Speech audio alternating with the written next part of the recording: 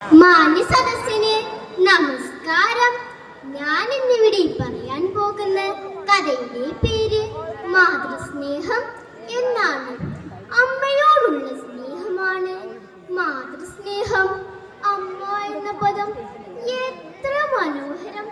ശിശുവിന്റെ ചുണ്ടിൽ നിന്ന് ആദ്യം പുറപ്പെടുന്ന പദം അമ്മ എന്നാണ്.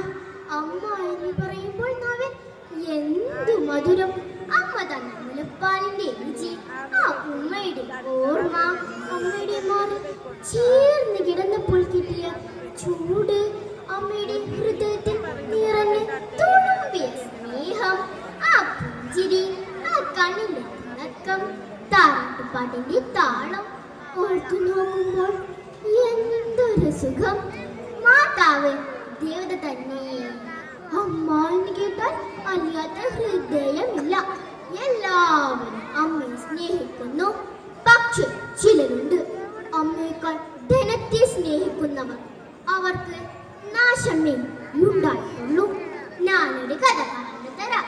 കാവേരി എന്നൊരു നദിയുണ്ട്, പുണ്യനദി. അതിന്റെ തീരത്ത് ഒരു കൊച്ചു ഗ്രാമമുണ്ടായിരുന്നു.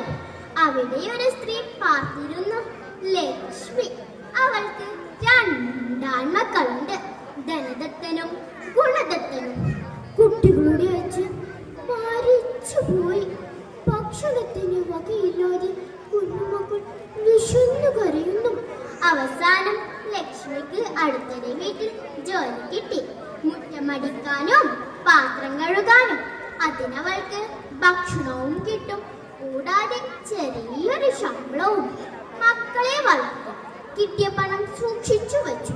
പാത്രങ്ങളും വീട്ടു സാധനങ്ങളും വാങ്ങി സുഖവും സമ്പത്തും ഉണ്ടായി. അങ്ങനെ മക്കൾ വളർന്നു മിടുക്കന്മാരായി.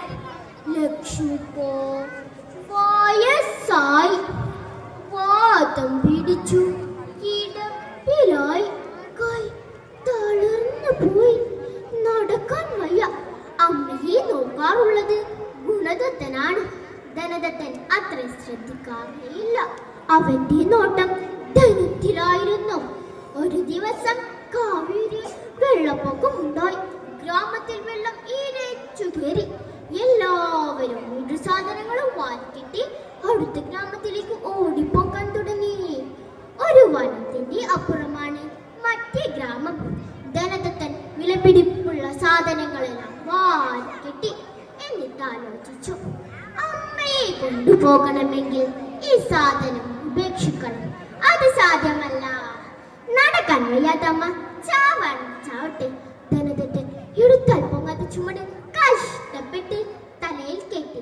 അമ്മയുടെ നേരെ തിരിഞ്ഞു നോക്കാൻ പോലും ധൈര്യം വന്നില്ല. വേഗത്തിൽ നടന്നു. അമ്മ കണ്ണീരോടുകൂടി നോക്കിക്കൊണ്ട് കിടന്നു. ഗുണദത്തൻ നോക്കിയപ്പോൾ എല്ലാവരും പോയി കഴിഞ്ഞു. വീട്ടു സാധനങ്ങൾ കുറേ ബാക്കിയുണ്ട്. അമ്മയുണ്ട്. അമ്മയെ കഴിഞ്ഞിട്ടല്ലേ മറ്റേ എന്തുമുള്ളൂ. ഗുണദത്തൻ അമ്മയെ തോളിലേക്ക് നടക്കാൻ തുടങ്ങി. കുറേ നടന്നപ്പോൾ രാത്രിയായി. രാത്രി തപ്പി തപ്പി നടന്നു. മകന്റെ കഷ്ടപ്പാടുകൾ കണ്ട് അമ്മയ്ക്ക് കരച്ചിൽ വന്നു. അമ്മയുടെ കണ്ണുനീർ വീണ് ഗുണദത്തന്റെ തല നനഞ്ഞു. അവൻ അമ്മേ എന്ന് വിളിച്ചു. അമ്മ പൊട്ടിക്കരഞ്ഞു. അവൻ അമ്മയെ ആശ്വസിപ്പിച്ചു.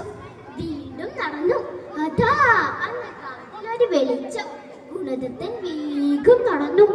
അയ്യോ, 4 ഭയങ്കരന്മാർ തോക്കുമായി മുന്നിൽ നിൽക്കുന്നു. കൊള്ളക്കാർ യാത്രക്കാരെയെല്ലാം കൊള്ളയടിച്ച് സാധനങ്ങൾ വഴിക്കരികിൽ കൂട്ടിയിട്ടിരിക്കുന്നു. അതിൽ ധനദത്തന്റെ ചുമടുമുണ്ട്. ഗുണദത്തന്റെ തോളിൽ മൂടി പുതച്ചിരിക്കുന്ന അമ്മയെ കണ്ടപ്പോൾ കൊള്ളക്കാരൻ ഒരുത്തൻ പറഞ്ഞു, ചുമട് താഴെ വെക്ക്, നോക്കട്ടെ. ഗുണദത്തൻ അമ്മയെ താഴെ ഇരുത്തി. എന്നിട്ട് പറഞ്ഞു, ഇത് തന്റെ അമ്മയാണ്, നടക്കാൻ വയ്യ, ഞങ്ങളെ രക്ഷിക്കണം. കൊള്ളത്തലവൻ ഗുണദത്തനെ സൂക്ഷിച്ചു നോക്കി. അല്പനേരത്തേക്ക് ഒന്നും മിണ്ടിയില്ല. പിന്നീട് പൊന്നും പണവും നിറച്ച സഞ്ചി അവന്റെ കയ്യിൽ കൊടുത്തിട്ട് പറഞ്ഞു, വരൂ, ഞാൻ നിന്നെ അടുത്ത ഗ്രാമത്തിലെത്തിക്കാം. വഴി മോശമാണ്. ഇതാ എന്നെ നോക്കൂ, ആനയുടെ ബലമുണ്ട്. തോളിലേറ്റാം.